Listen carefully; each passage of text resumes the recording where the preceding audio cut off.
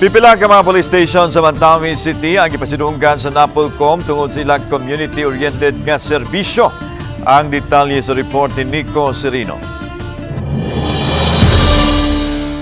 Sa usa ka programa, giila sa National Police Commission ang best performing police station sa Mandawi. Ubo sa community and service-oriented policing, buot sa ahensya, ma-institutionalize ang laing-laing approach sa panerbisyo. Lakip sa ilang criteria, ang innovativeness o talag sa ong programa ug ang impact sa komunidad, ingon man sustainability o pagpadayon niini.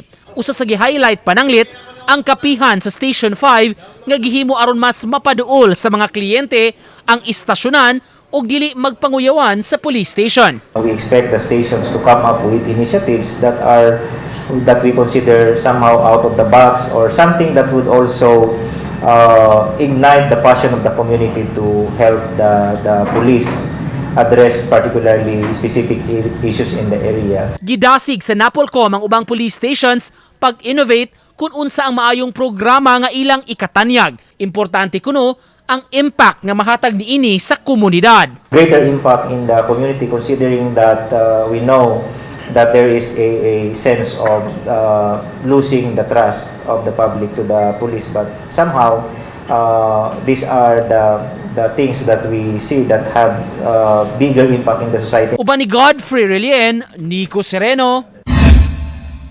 Balitang Bisdak.